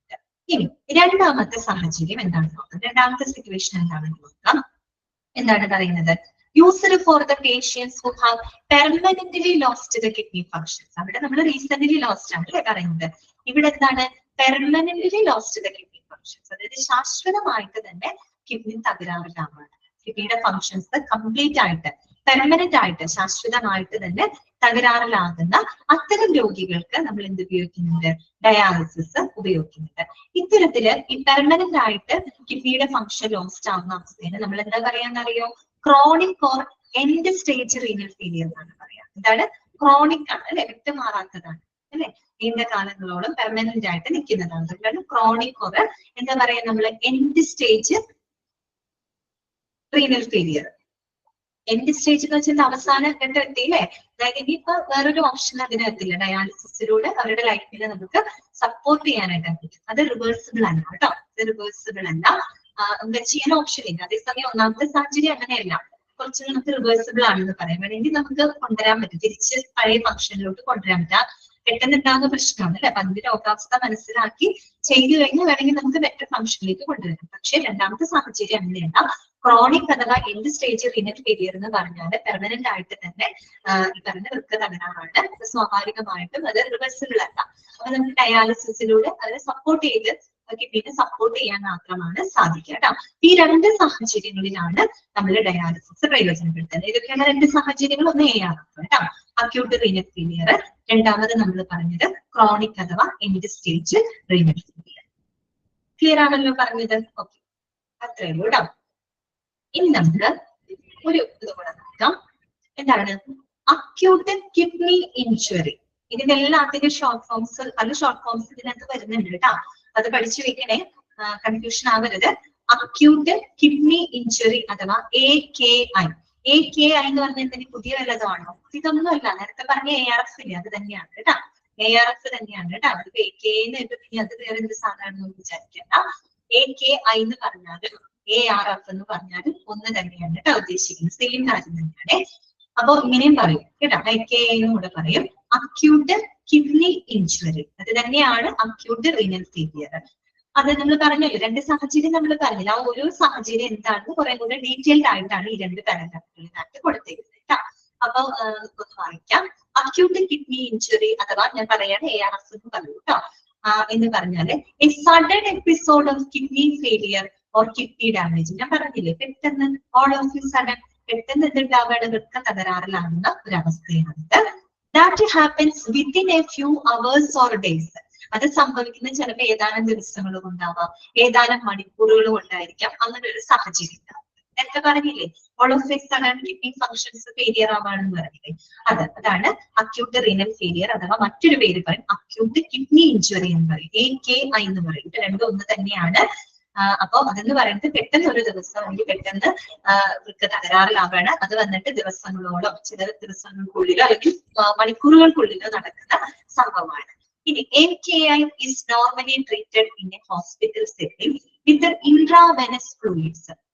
Intravenous fluids എന്ന് പറഞ്ഞാല് given to the vein. Intravenous എന്ന് പറഞ്ഞാൽ നമ്മൾ ഒരുപാട് പ്രാവശ്യം പറഞ്ഞിട്ടുണ്ട് അല്ലെ. ഇൻ ടു ദ വെയിൻ ആണ്, നേരിട്ട് വെയിനിലേക്ക് കൊടുക്കുകയാണ്. അതായത് സാധാരണയായിട്ട് ഈ ഇൻട്രാവെനസ് ഫ്ലൂയിഡ് ക്രമീകരണങ്ങളൊക്കെയുള്ള ഹോസ്പിറ്റലുകളിലാണ് സാധാരണയായിട്ട് ഈ പറയുന്ന AKI ട്രീറ്റ്മെന്റ് കൊടുക്കുക. ഇൻട്രാവെനസ് ഫ്ലൂയിഡ്സ് അതൊക്കെ നമ്മൾ ഇനി വരുന്ന ഭാഗങ്ങളിൽ പറയും കേട്ടോ. അതായത് നമ്മൾ ഫ്ലൂയിഡ്സിനെ കടത്തി വിട്ടിട്ട് ചെയ്യുന്ന ആ ഒരു ഡയാലിസിസ് ആണ്. അപ്പൊ അത്തരത്തിലുള്ള ഇൻട്രാവെനസ് ഫ്ലൂയിഡ് ക്രമീകരണങ്ങളുള്ള ഹോസ്പിറ്റലുകളിലാണ് ഇതിന്റെ ട്രീറ്റ്മെന്റുകളെല്ലാം തന്നെ ചെയ്യുന്നത് കേട്ടോ. ഇൻ ക്രിട്ടിക്കൽ കേസസ്, ഗുരുതരാവസ്ഥയിലാവുകയാണെങ്കിൽ dialysis may also be necessary for a short time till the kidneys get better. അതായത് വളരെ ഗുരുതരമായിട്ടുള്ള ഒരു സാഹചര്യം ആണെന്നുണ്ടെങ്കിൽ കിഡ്നി ബെറ്റർ ആകുന്നത് വരെ നമുക്ക് എന്ത് ചെയ്യേണ്ടതായിട്ട് വന്നേക്കാം, ഡയാലിസിസ് ചെയ്യേണ്ടതായിട്ട് വന്നേക്കാം. ഇപ്പൊ ഞാൻ പറഞ്ഞു അല്ലെ, റിവേഴ്സിബിൾ ആണെന്ന് പറഞ്ഞു. അതായത് കിഡ്നി ഏകദേശം ബെറ്റർ ആയി കഴിഞ്ഞാൽ പിന്നെ വേണ്ട, ഡയാലിസിസ് വേണ്ട, ഓക്കെ ആയി എന്ന് പൊക്കോളും, കയറി പൊക്കോളും. പക്ഷെ അപ്പൊ അതാണ് പറഞ്ഞത്, ഡയാലിസിസ് ചിലപ്പോൾ ആ ഒരു കിഡ്നി ഒന്ന് ബെറ്റർ ആകുന്ന സാഹചര്യം വരെ ചിലപ്പോൾ നമുക്ക് ഡയാലിസിസ് കുറച്ചു നാളത്തേക്ക് ആവശ്യമായിട്ട് വന്നേക്കാം. അത് തന്നെയാണ് നമ്മൾ ARF അഥവാ AKI എന്നൊക്കെ പറയുന്നത് കേട്ടോ. അക്യൂട്ട് റീനൽ ഫെയിലിയർ അഥവാ അക്യൂട്ട് കിഡ്നി ഇഞ്ചുറി. ആ നേരത്തെ പറഞ്ഞ അതേ പോയിന്റ്സ് മാത്രമാണ് കേട്ടോ അവിടെ പറഞ്ഞത്. ഓക്കെ ആണല്ലോ. ഇനി അടുത്തത്, ഇത് മൊത്തം നമുക്ക് പറയാനുള്ളൊരു ടൈം ഉണ്ടാവോ എന്ന് എനിക്ക് അറിയില്ല. അപ്പൊ ജസ്റ്റ് ഒന്ന് വായിക്കാം കേട്ടോ. അടുത്തതാണ് കിഡ്നി ഫെയിലിയർ. രണ്ടാമത്തെ കിഡ്നി ഫെയിലിയർ പറഞ്ഞ ഏത് കിഡ്നി ഫെയിലിയർ ആണ്? ക്രോണിക് ആണ് കേട്ടോ. രണ്ടാമത് നമ്മൾ പറഞ്ഞ സാഹചര്യമില്ലേ, അത് ക്രോണിക് കിഡ്നി ഫെയിലിയർ അഥവാ എൻഡ് സ്റ്റേജ് റീനൽ ഫെയിലിയർ എന്താണെന്നാണ് അടുത്ത പാരഗ്രാഫിനകത്ത് ഡീറ്റെയിൽഡ് ആയിട്ട് കൊടുത്തിരിക്കുന്നത്. അപ്പൊ നമുക്ക് വായിക്കാം. As per the national kidney foundation, end stage kidney failure happens when the kidneys are functioning at only 10 to 15% of their normal function. എപ്പോഴാണ് നമ്മൾ അക്യൂട്ട് അല്ല മാറിപ്പോയി, ക്രോണിക് അഥവാ എൻഡ് സ്റ്റേജ് റീനൽ ഫെയിലിയർ എന്ന് പറയുന്നത് എപ്പോഴാണ്? അതായത് കിഡ്നിയുടെ പ്രവർത്തനം ഏകദേശം ഒരു 10-15% മാത്രമായിട്ട് ചുരുങ്ങിപ്പോകുക. അതിനെയാണ് നമ്മൾ ക്രോണിക് ആയിട്ടുള്ള അല്ലെങ്കിൽ ഈ പറയുന്ന എൻഡ് സ്റ്റേജ് റീനൽ ഫെയിലിയർ. രണ്ടാമത്തെ പറഞ്ഞ സാഹചര്യം ഉണ്ടല്ലോ, അത് ഓക്കെ, അതിനെയാണ് അങ്ങനെ ഒരു സാഹചര്യമാണ്. അതായത് കിഡ്നി കംപ്ലീറ്റ് പോവാണ്, പെർമനന്റ് ആയിട്ട് തകരാറിലാണ്. പെർമനന്റ് ആയിട്ട് തകരാറെന്ന് വെച്ചാൽ വെറും 10-15% മാത്രമാണ് അവിടെ കിഡ്നി പ്രവർത്തിക്കുന്നുണ്ടാവുക. എത്ര കുറവാണെന്ന് നോക്കിയേ. ആ ഒരു സാഹചര്യം കേട്ടോ. അങ്ങനെയാണ് നമ്മൾ ക്രോണിക് അഥവാ എൻഡ് സ്റ്റേജ് റീനൽ ഫെയിലിയർ എന്ന് പറയുന്നത്. At this stage the kidneys will not be able to keep you alive without extra help. ഇത്തരം സ്റ്റേജ് വന്നു കഴിഞ്ഞാൽ പിന്നെ വേറൊരു എക്സ്ട്രാ ഹെൽപ്പ് ഇല്ലാതെ കിഡ്നിക്ക് പിന്നെ നമ്മുടെ ജീവൻ നിലനിർത്താനായിട്ട് സാധിക്കില്ല. എക്സ്ട്രാ ഹെൽപ്പ് എന്ന് പറഞ്ഞാൽ പിന്നെ ആര് വേണ്ടി വരും? ഡയാലിസിസ് വേണ്ടി. വേറൊരു ഹെൽപ്പ് വേണ്ടി വരും എക്സ്ട്രാ. കാരണം 10-15% വർക്ക് ചെയ്യുന്നുള്ളൂ. ശരിക്കും പറഞ്ഞാൽ പെർമനന്റ് ആയിട്ട് പോയി ഇതൊക്കെ പോയി കേൾക്കാണ്. അപ്പൊ ആ സമയത്ത് ഒരു എക്സ്ട്രാ ഹെൽപ്പോട് കൂടി മാത്രമാണ് ജീവൻ നിലനിർത്താനായിട്ട് സാധിക്കുക. This is also known as the end stage kidney disease. അപ്പൊ അതിനെ ഷോർട്ട് ആക്കിയത് എന്ത് പറഞ്ഞു?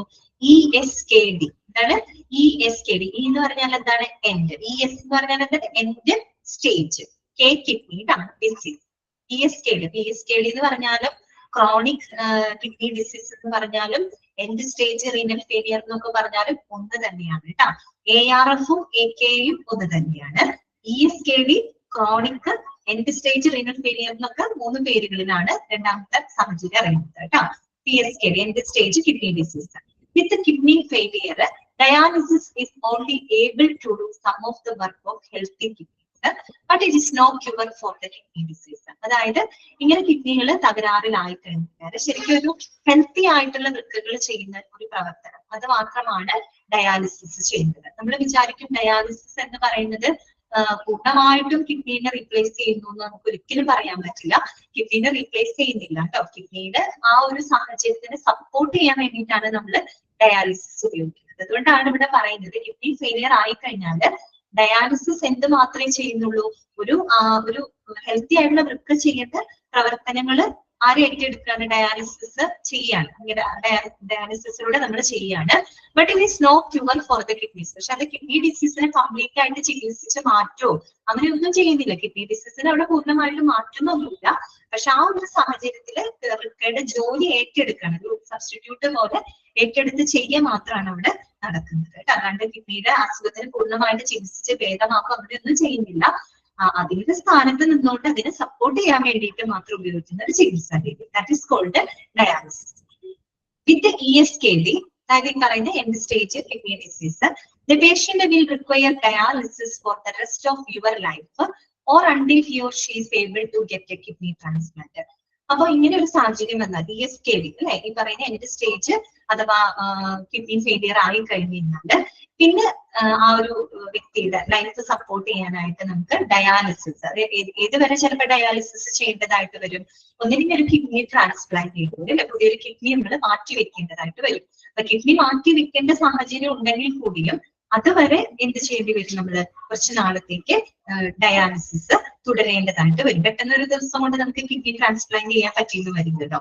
ആ കിഡ്നി ട്രാൻസ്പ്ലാന്റ് ചെയ്യാനൊക്കെ എല്ലാം റെഡി ആയിട്ടിരിക്കുന്നുണ്ടെങ്കിൽ പോലും ആ ഒരു സാഹചര്യത്തിന്റെ ഇടയിൽ വരെ അത് എത്തുന്നത് വരെ ഡയാലിസിസ് നമുക്ക് കണ്ടിന്യൂ ചെയ്യേണ്ടതായിട്ട് വരും. പിന്നെ ട്രാൻസ്പ്ലാന്റിന്റെ പിന്നെ വിഷയങ്ങളൊന്നും വരുന്നില്ല. മനസ്സിലായല്ലോ? അപ്പൊ നമ്മള് ഇന്നത്തെ ക്ലാസ്സിൽ പറഞ്ഞ കാര്യങ്ങളൊന്നും കൂടെ കൺക്ലൂഡ് ചെയ്ത് പറയുകയാണ്. ടൈം ഓവറായി. അപ്പൊ നമ്മള് ഇന്ന് നമ്മളെ പറഞ്ഞിട്ടുണ്ടായിരുന്നു ഡയറ്ററി ഡിപ്പാർട്ട്മെന്റിന്റെ പ്രധാനപ്പെട്ട പോളിസീസ് ആൻഡ് പ്രൊസീജിയേഴ്സ് നമ്മൾ കണ്ടു കേട്ടോ. പിന്നെ നമ്മൾ തെറാപ്യൂട്ടിക് ഡയറ്റുകളില് എല്ലാ നോട്ട്സുകളും നമ്മൾ ക്ലിയർ ചെയ്തിട്ടുണ്ട്. ഡയാലിസിസ് സർവീസ് എന്ന് പറയുന്ന പുതിയൊരു ചാപ്റ്റർ നമ്മൾ തുടങ്ങി.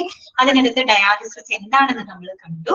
1940s ആദ്യമായിട്ട് ഡയാലിസിസ് വളരെ ഫലപ്രദമായിട്ട് ഉപയോഗപ്പെടുത്തുന്നത്. പിന്നെ ഡയാലിസിസ് പ്രയോജനപ്പെടുത്തുന്ന 2 വ്യത്യസ്ത സാഹചര്യങ്ങൾ ഏതൊക്കെയാണ്? ഒന്ന് ARF. അത് അങ്ങനെ ഞാൻ ഇനി പറയുള്ളൂ കേട്ടോ. ARF എന്നേ പറയുള്ളൂ. അപ്പൊ നിങ്ങൾക്ക് മനസ്സിലാവണം. ARF എന്ന് പറഞ്ഞാൽ അക്യൂട്ട് റീനൽ ഫെയിലിയർ ആണ്. അതായത് ഒരു റീസെന്റ്ലി ലോസ്റ്റ് കിഡ്നി ഫങ്ഷൻസ് ആണ്. അതിനെ തന്നെയാണ് നമ്മൾ എന്തെന്ന് പറയുന്നത്? AKI എന്ന് പറയുന്നത് കേട്ടോ. അക്യൂട്ട് കിഡ്നി ഇഞ്ചുറി എന്ന് പറയുന്നതും അത് തന്നെയാണ് കേട്ടോ. ARF തന്നെയാണ്. അത് റീസെന്റ്ലി ആയിട്ട് എന്താണ് കിഡ്നി ഫെയിലിയർ ആവാണ്. പക്ഷെ ഇത് റിവേഴ്സിബിൾ ആണ് കേട്ടോ. ഡയാലിസിസിലൂടെ ചിലപ്പോൾ ബെറ്റർ ഫംഗ്ഷനിലേക്ക് നമുക്ക് കൊണ്ടുവരാനായിട്ട് സാധിക്കും. രണ്ടാമത്തെ സാഹചര്യം നമ്മൾ പറഞ്ഞത് ക്രോണിക് അഥവാ എൻഡ് സ്റ്റേജ് റീനൽ ഫെയിലിയർ ആണ്. അതിനെ നമ്മൾ എന്ത് പറയും? ESKD എന്ന് പറയും കേട്ടോ. എൻഡ് സ്റ്റേജ് കിഡ്നി ഡിസീസ് എന്ന് പറയും. അത് പെർമനന്റ്ലി ലോസ്റ്റ് ആവാണ് കിഡ്നി ഫങ്ഷൻസ്.